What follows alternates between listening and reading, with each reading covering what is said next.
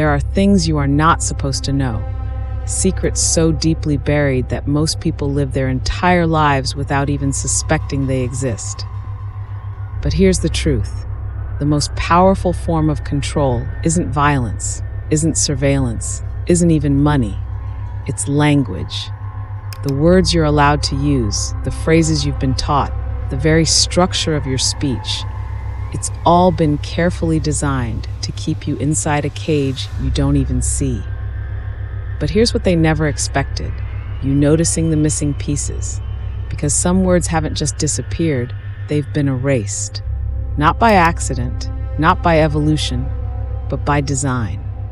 Words that could unlock something in you.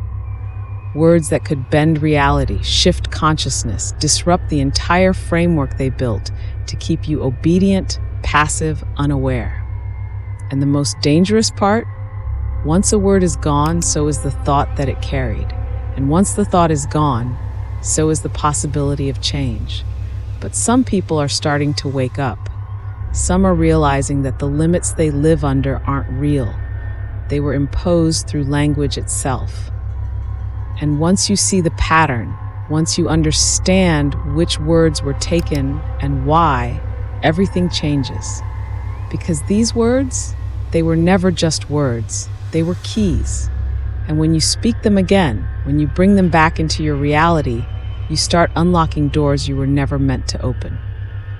So tell me, are you ready to know what was taken from you?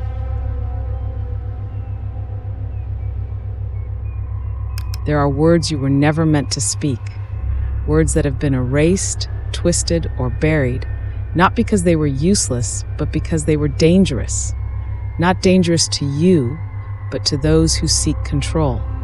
Imagine this, a simple word, a single phrase, carrying the power to shift perception, awaken the mind, or even alter reality itself.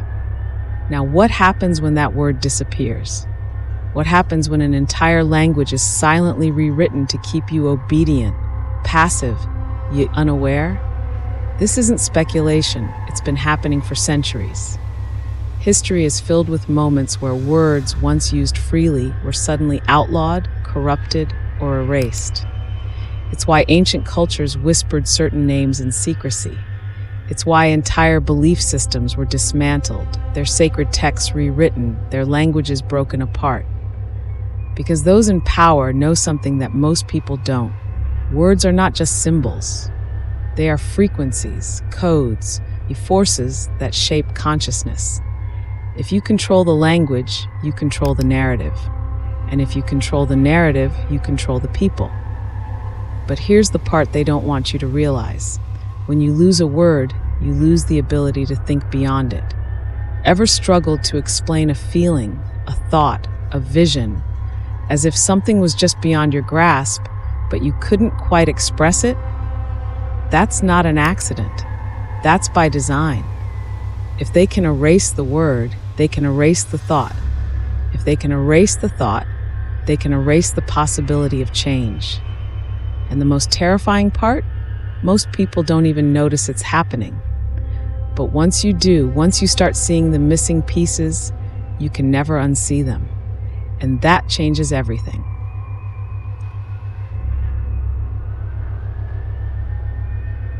Imagine a prison so perfectly designed that the prisoners don't even know they're inside it.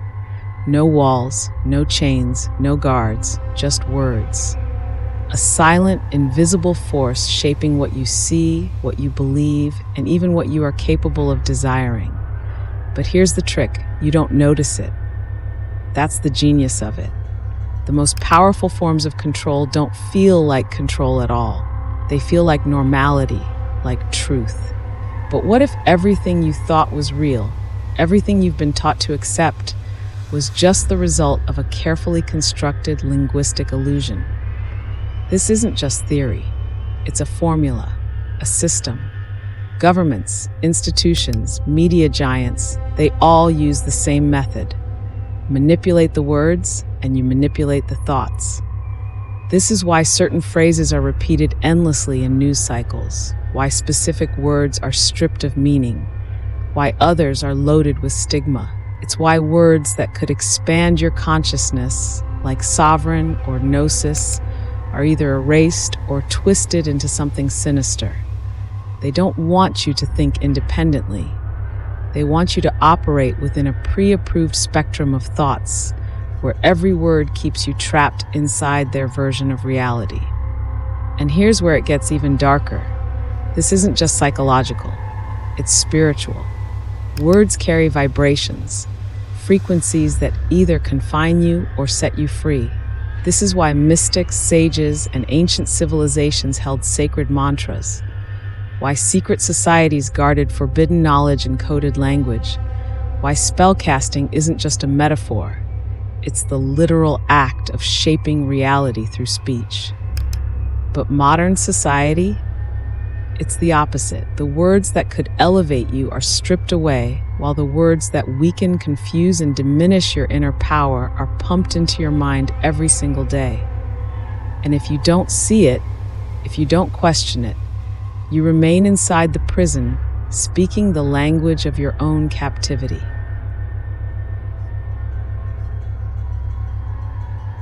There are words you were never meant to speak.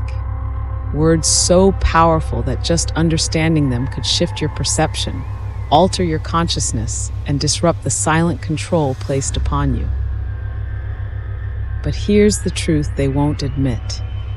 These words have been erased, demonized, or twisted into something unrecognizable, not because they were useless, but because they were dangerous. Dangerous to those who seek to control reality by controlling language. And the worst part? You never even noticed they were missing.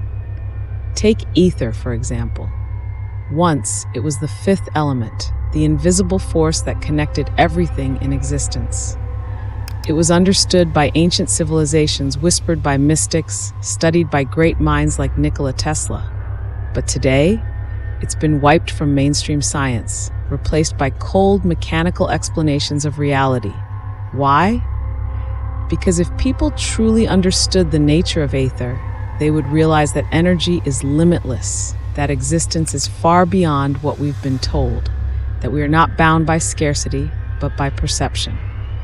When the word was erased, so was the belief. And without belief, the knowledge was lost.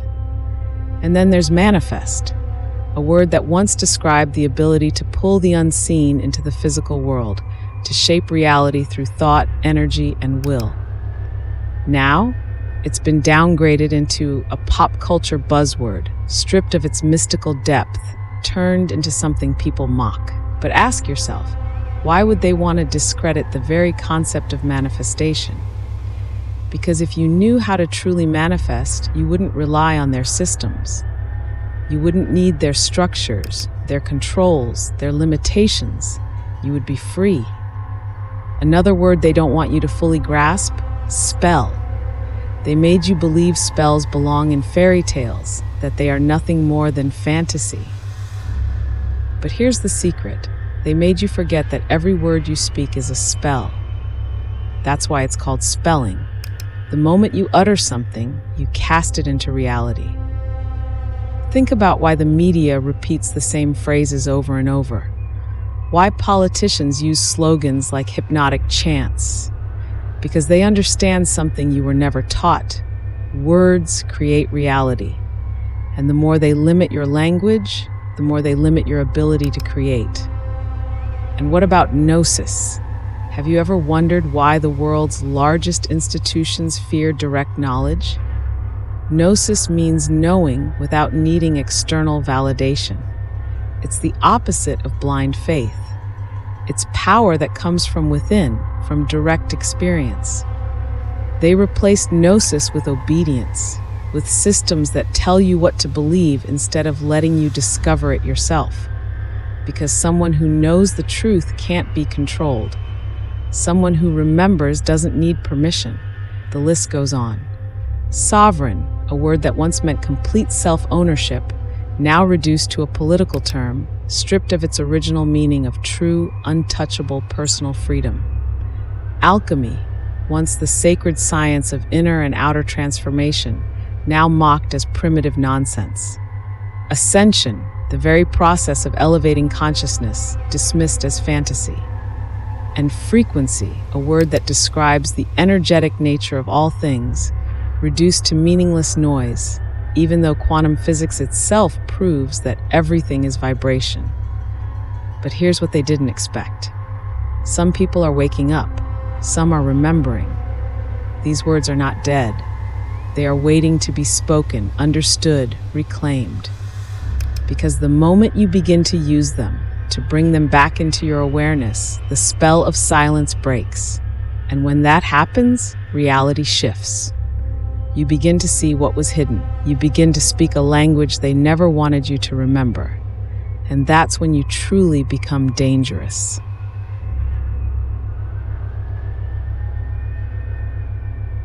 The war on words has evolved. It's no longer fought in books, laws, or public decrees. It happens in real time, in invisible layers of digital control that most people never notice. The moment you type a forbidden word, an algorithm flags it. The moment you express an idea outside the approved narrative, you're shadow banned, suppressed, erased. But here's the part that should terrify you. This censorship isn't being enforced by humans anymore. It's being executed by artificial intelligence, an emotionless, ever-learning system designed to police thought itself. Imagine a world where certain words simply vanish, where the moment you type sovereign or frequency in the wrong context, your post disappears, your account gets limited, your voice fades into silence. This isn't science fiction. It's happening now.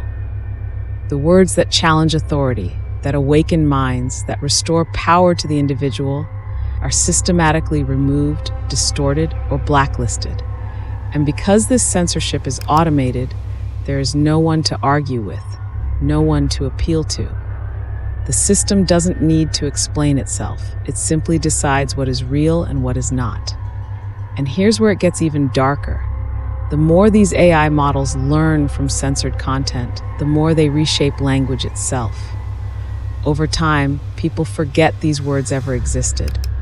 They stop searching for them, stop questioning, stop thinking outside the script. A controlled vocabulary creates a controlled mind. And a controlled mind, that's the ultimate prison. But once you see the system, once you recognize how it operates, you can begin to break free. Because censorship only works on those who are unaware they are being silenced.